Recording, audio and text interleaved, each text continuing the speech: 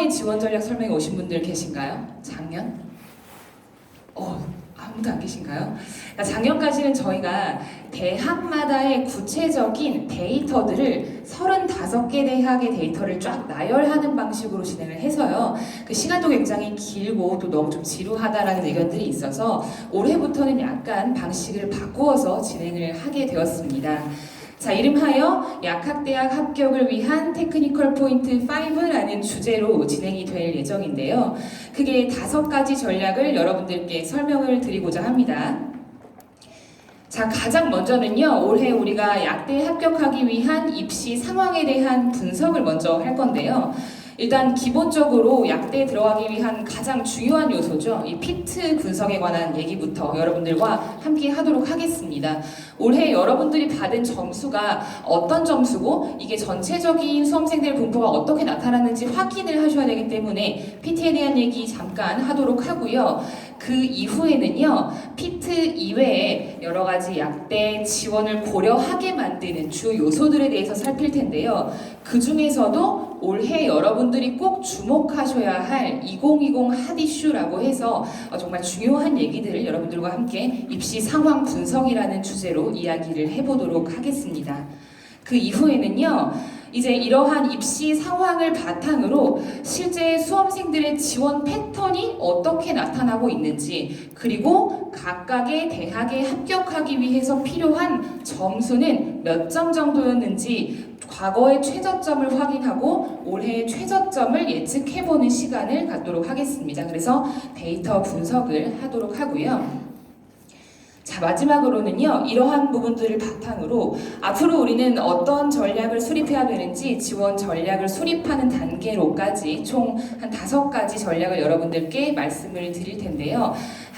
지금 1시간 좀 넘는 시간 동안 얘기를 드릴 거예요. 그래서 처음부터 끝까지 굉장히 좀 중요한 정보들로 구성이 되어 있기 때문에 좀 집중해서 들으시면 참 좋을 것 같고, 앞에서도 말씀해 주셨듯이 제 강연이 끝나고 이제 직접 대학 관계자 여러분들께서 올라오시거든요. 올라오셔서 통 6년제 전환 관련 얘기도 해주실 걸로 예상이 되고요. 그리고 GPA라든지 공인영어, 이제 자기네 학교에 합격한 수험생들의 실제 데이터도 공개해 주실 예정이라고 합니다. 그래서 2부 강연까지도 잘 들으시면 여러분들께 정말 도움이 될 수 있을 것 같습니다. 자, 준비되셨나요? 네, 시작해 보도록 하겠습니다. 자, 먼저 이제 피트 얘기 안 하고 넘어갈 수가 없겠죠? 자, 여러분들 피트 올해 어떠셨어요? 쉬웠어요? 어려웠어요? 어려웠어요? 네. 물론 이제 개개인마다 편차는 있겠지만, 일단 기본적으로 올해 약교협에서 피트를 어떤 의도로 출제했는지 확인을 해보기 위해서 제가 기사를 하나 가지고 왔습니다. 이제 피트 약교협에서 출제한 의도를 확인을 해보니까 타이틀은 변별력을 좀 높였다, 좀 어렵게 출제했다라고 실제로 입장을 밝혔는데요. 자, 구체적으로 살펴보니까 이제 종합적 능력을 측정하기 위해 변별력을 높였다. 그런데 그 중에서도 유기에 대한 변별력을 높이고 물리는 쉽게 냈고 생물화학은 평이했다라고 말했는데 굉장히 좀 웅성웅성 되시네요. 전혀 아닌 그런 반응입니다. 실제로 이렇게 냈었나요? 전혀 아니었죠? 자, 2020 피트 출제 경향 저희 풀서비스에 들어온 데이터들을 바탕으로 분석해본 결과 3가지 포인트로 나타났습니다. 첫 번째, 생물이 어렵게 나왔고요. 유기가 굉장히 쉽게 나왔다라는 거 여러분들 알고 계시죠? 자, 전년 대비했을 때 우리가 과목별로 원점수 평균을 비교해보니까 이렇게 나타났습니다. 먼저 화학과 유기는요, 전년 대비 굉장히 좀 쉽게 출제됐다라는 거 확인할 수가 있었는데요. 각각 0.6점과 5.1점 원점수 평균이 이렇게 상승을 했다. 특히 유기 같은 경우 올해 너무너무 쉽게 출제가 되었죠. 자, 그래서 저희가 내부적으로 추정을 해본 결과 유기 만점자가 170명 정도 되고요. 한 개 틀린 수험생이 700명 정도 됐다. 그러니까 굉장히 좀 시험이 쉽게 출제됐다라고 확인이 되었습니다. 시험이 쉽게 출제되면 여러분들 좋은 건가요? 나쁜 건가요?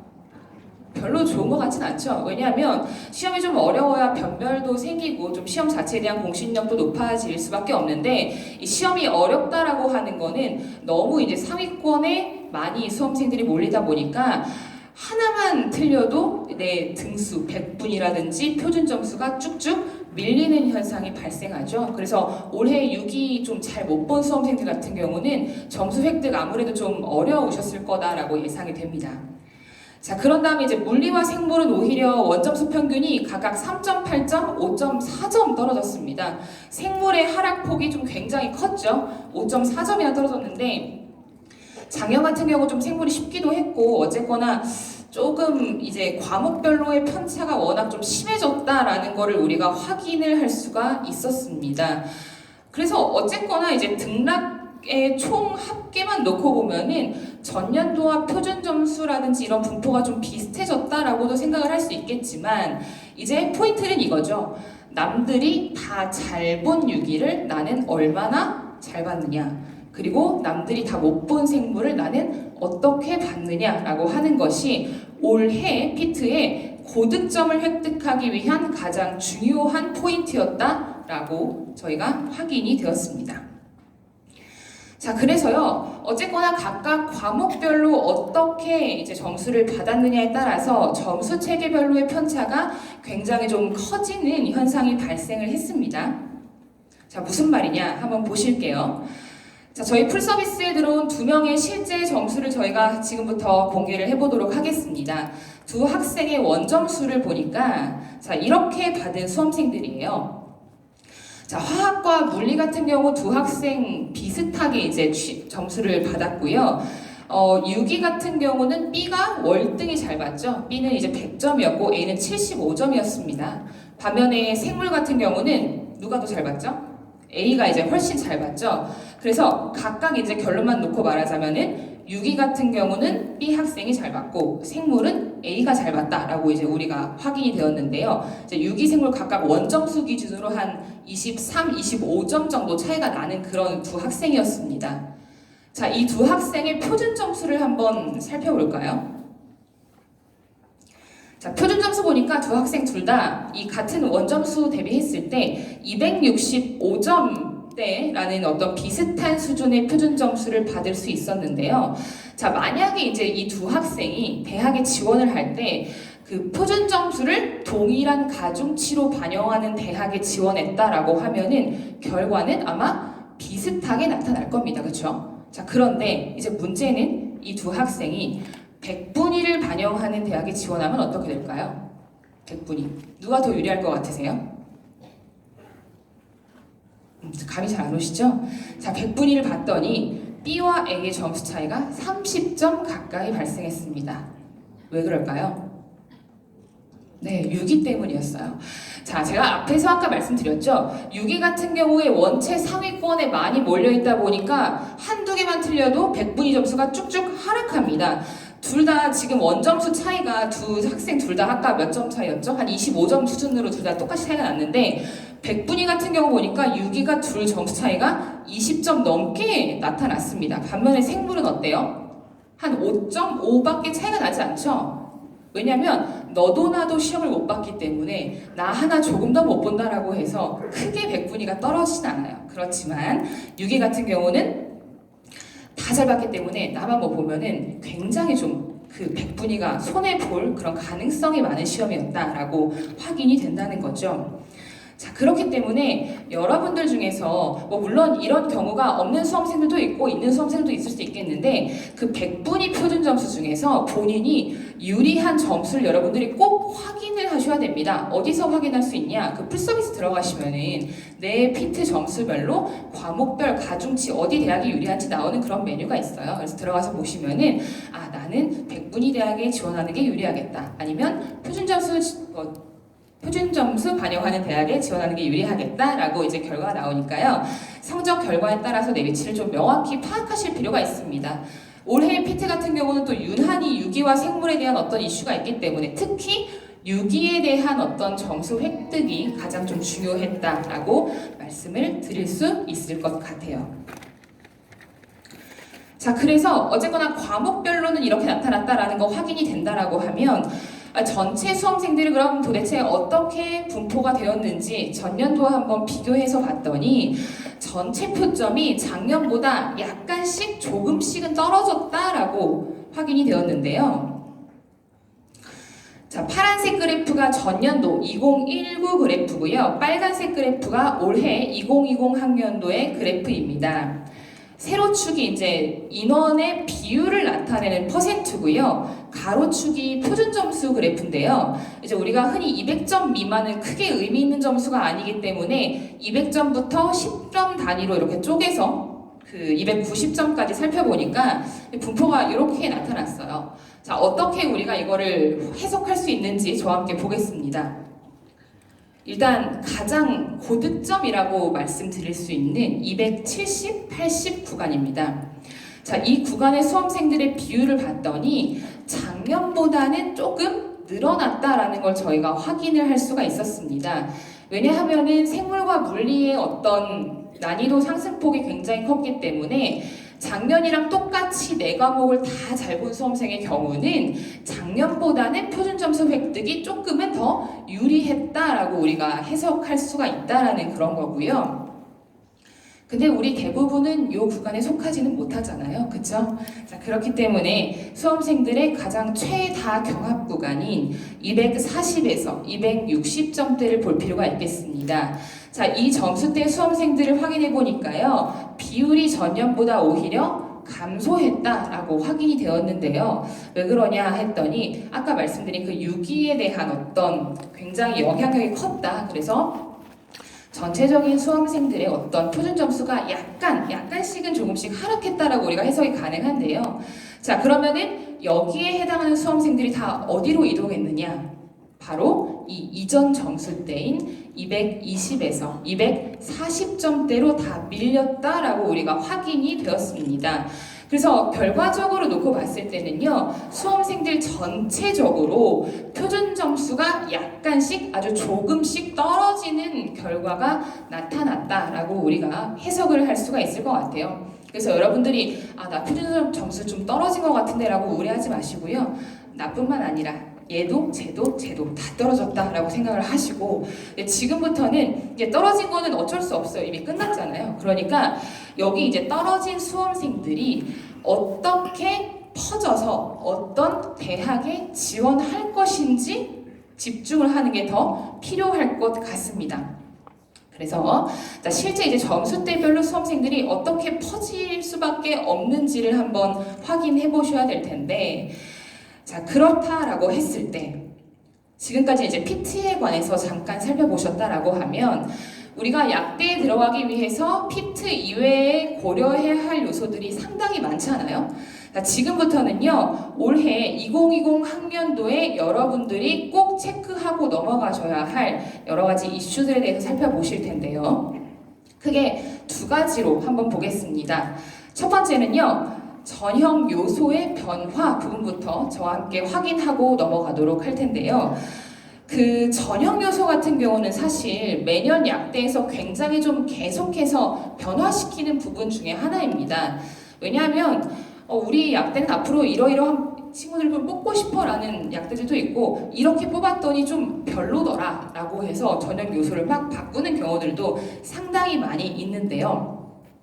올해는요, 이 전형 요소의 변화가 그 여러분들 앞으로 일어날 통6년제 전환과 굉장히 밀접한 연관이 있는 것으로 나타났습니다. 자, 어떻게 나타났는지 한번 살펴보시죠. 자, 첫 번째입니다. 수도권과 지방권의 전형 요소가 양극화되었다. 자, 이거는 여러분들 전체 우리 전국의 약대가 몇 개나 있죠? 35개. 그렇죠? 신설 약대까지 포함하면 37개가 보통 있습니다. 자, 그 중에서 수도권에 약대 몇 개 있는지 아세요? 수도권. 자, 수도권에 16개 대학이 현재 포진해 있습니다. 약 과반수가 안 되는, 뭐 거의 절반에 가깝지만 과반이 안 되는 대학이 수도권에 있고요. 나머지는 이제 다 지방권에 보통 대학이 있죠.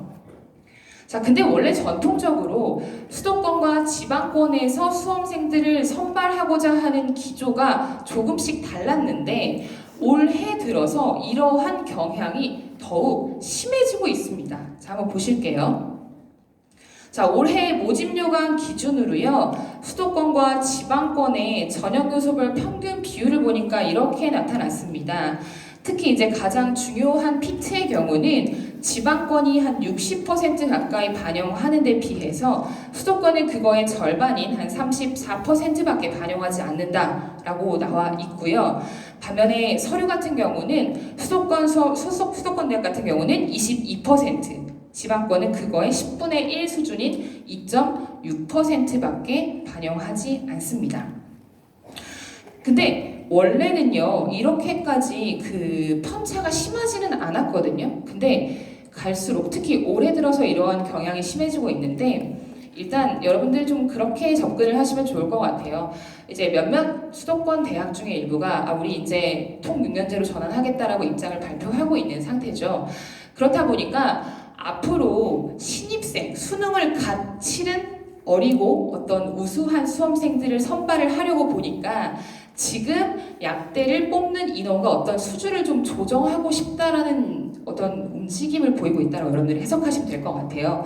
그렇다 보니까 우리는 PT도 중요하지만 뭐 서류라든지 뭐 GPA라든지 여러모로 좀 우수한 수험생들, 정성적으로 좀 뛰어난 수험생들을 뽑고 싶다라고 하는 어떤 기조들을 나타내고 있다라고 확인을 할 수가 있겠는데요. 특히 올해 같은 경우는 이러한 경향이 심해지기 때문에 여러분들이 가진 피트나 어떤 나이나 전적대 여러 가지 스펙에 따라서 내가 어떤 대학을 지원하면 좋을지 지원 전략을 좀 다르게 가져가실 필요가 있습니다. 자, 이러한 경향을 부추기는 여러 가지 요소들 중에 가장 대표적인 요소가 바로 여대들입니다, 여러분. 그 여대가 전체 약대 중에 몇 개나 있죠? 4개 있죠, 4개. 자, 4개 중에서 4개들이 지금 다 수도권에 있어요, 지방권에 있어요? 다 수도권에 있죠. 아까 제가 수도권 대학이 16개라고 말씀을 드렸는데 그 중에 4개나 여대입니다. 수도권의 25%가 여대이기 때문에 어떤 여대의 그 기조를 평가 기조가 변한다라고 하는 거는 이 전체 여성 수험생들 더 나아가서 그거에 영향을 받는 남자 수험생들까지 영향을 미칠 수밖에 없는 구조다라고 파악이 되는데요. 그 작년에 혹시 입시 준비하셨던 분들 있으신가요? 작년에 여대 중에 가장 이슈가 되었던 대학이 하나 있죠. 어디죠? 덕성여대였죠. 덕성여대가 이전까지 피트를 60% 반영을 하다가 갑자기 작년부터 서류 요소를 신설했습니다. 30% 신설하고 GPA 반영 비율 늘렸어요. 그래서 작년에 덕성여대 합격한 수험생들이 어떻게 됐느냐라고 봤더니 이렇게 나타났습니다. 파란 그래프가 2018 그래프고요. 노란색이 2019였는데요. 작년에 덕성여대 지원한 수험생들 보니까 이 2018학년도 같은 경우는 250에서 270점대 수험생들이 대부분이었는데 작년에 모집 요강 바꾸면서 220에서 250점대 수험생들로 확 지원 패턴이 바뀌었습니다. 아예 대학의 성격 자체가 바뀌어버린 거죠. 자, 그랬을 때 기존에 덕성여대에 지원했던 250점부터 270점대 수험생들은 다 어디로 갔을까요? 어디를 지원했을 것 같으세요? 첫 번째로는 숙명여대로 많이 빠졌습니다. 첫 번째로 숙명여대로 많이 빠졌고요. 두 번째로는 충청권의 정량대학으로 많이 빠지는 모양새를 나타냈습니다. 그러니까 어쨌거나 덕성여대가 모집 요강을 바꾸면서 거기에 있던 고득점 구간의 수험생들이 여러 가지 지원 패턴의 변동이 발생을 했다라는 건데요. 자, 문제는 이 덕성여대에 지원했던 고득점을 받아주던 숙명여대조차 올해 모집 요강을 바꾸었습니다. 어떻게 바꾸었는지 살펴보시죠. 자, 숙명여대가요, 원래 가군에 우선 일반 선발 뽑고요, 나군에 일반 선발을 뽑았었는데 올해부터 전형이 변했죠. 가군에서 우선 일반을 폐지하고 다 일반 선발로 뽑겠다. 그것도 일괄로 뽑겠다. 그러니까 면접 보지 않고 그냥 한 큐 뽑겠다라는 건데, 문제는 그러면 뭘 기준으로 뽑을 거냐라고 봤더니 원래 숙대가 이제 이 모집 요강의 반영 비율이 있었어요. 서류가 전체의 20%였거든요. 자, 그런데 면접을 없애고 서류를 30점으로 늘렸습니다. 우리는 이제 서류를 더 많이 보겠다라고 명시적으로 발표를 한 거죠. 자, 근데 문제는 숙대뿐만이 아니라 여러분들이 가장 선호하는 여대 중 하나인 어디죠? 네, 이화여대도 마찬가지로 전형이 변했습니다. 가군과 나군 둘 다 우선 일반 선발로 선발을 하다가요, 올해 가군, 일반, 마찬가지로 일괄 선발로 전형을 바꾸었습니다. 자, 그러면서 기존의 서류가 마찬가지로 20%밖에 되지 않았었는데 갑자기 올해부터 40%로 서류에 대한 배점을 늘렸습니다. 아주 명시적으로 지금 숙대와 이대는 올해부터 서류적인 요소로 수험생을 선발하겠다라고 입장을 발표한 거죠. 자, 그렇게 된다라고 하면은 아까 전국에 여대가 4개가 있었는데 그 중에 덕성여대, 이은, 숙대, 이대 모두 다 정성적인 요소로 수험생을 선발하겠다라고 입장을 발표했다라는 거 확인하실 수가 있겠습니다. 자, 그래서 이러한 영향이 도대체 전체 수험생에 어떤 지원 패턴에 영향을 줄지 확인을 해보도록 하겠습니다. 일단 기존의 여자 수험생들 중 고득점자 친구들이 원래는 이대나 아니면 숙대 쪽을 썼을 가능성이 있는 수험생들이 아마 올해는 많이 분산되는 경향을 보일 것으로 예상이 되고요. 실제 모의 지원 패턴에도 지금 그러한 경향이 나타나고 있습니다. 보통 이제 고득점자라고 하는 게 표준 점수 기준으로 한 260점대 이상의 수험생들을 말하거든요. 이 수험생들의 경우 만약에 본인이 정성 요소가 별로다, 좀 뭔가 부족하다 싶은 수험생들은 동덕여대로 빠질 가능성들이 있고요. 아니면 내가 좀 정성 요소가 좋다, 근데 일괄 선발로 뽑는 어떤 전형에 좀 부담을 느낀다 하는 수험생들 같은 경우는 한양대나 성균관대 등의 수도권 정량대로 지원을 할 가능성이 있습니다. 현재 모의 지원 상에서도 이러한 움직임들이 조금씩 파악이 되고 있는 것으로 확인되었고요.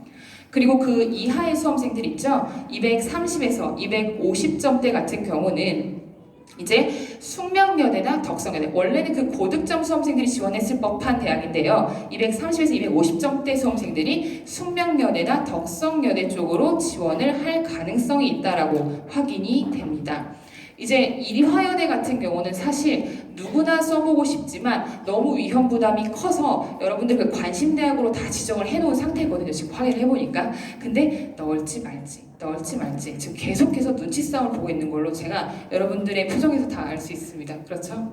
그래서 근데 이제 여러분들 확인을 하셔야 되는 게, 제가 오늘 이 설명을 하고 나면은 갑자기 또 모의 지원 패턴 확 바뀔 거예요. 갑자기 숨어있던 이화여대 어떤 선봉자들이 갑자기 나타나가지고 이대를 막 또 넣을 가능성이 있기 때문에 여대를 지원하실 수험생 분들께서는 그 여대 지원 패턴 꼭 확인을 하시고 막판에 막 눈치 보다가 막 경쟁률이 터질 가능성도 있기 때문에 이 부분 꼭 유념을 해 두셔야 됩니다.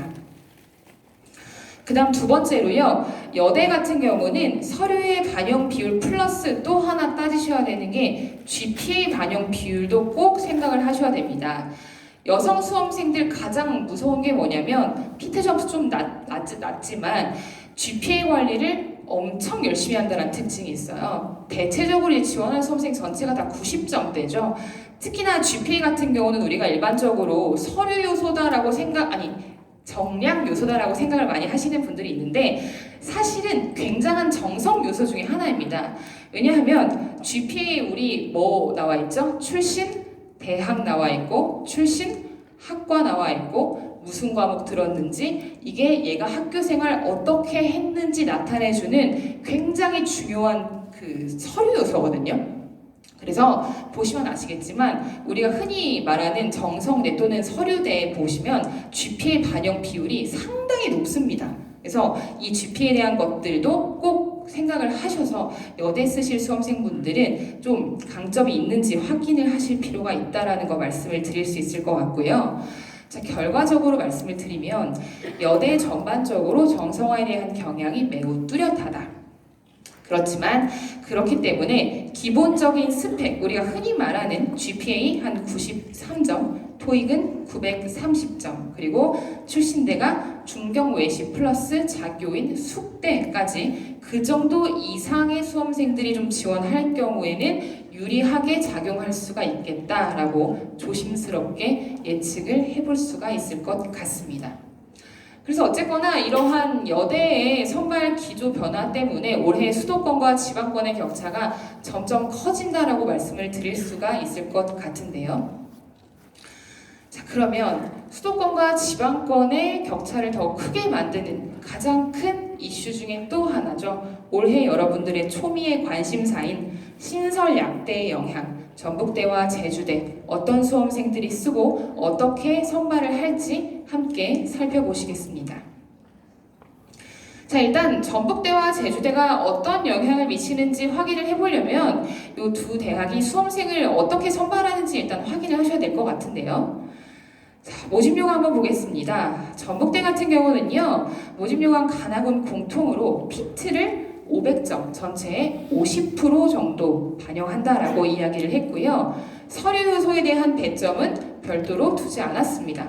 그래서 우리가 생각하기로는 전북대 같은 경우는 정량평가 위주로 하겠구나 라고 이제 감을 잡을 수 있겠고요.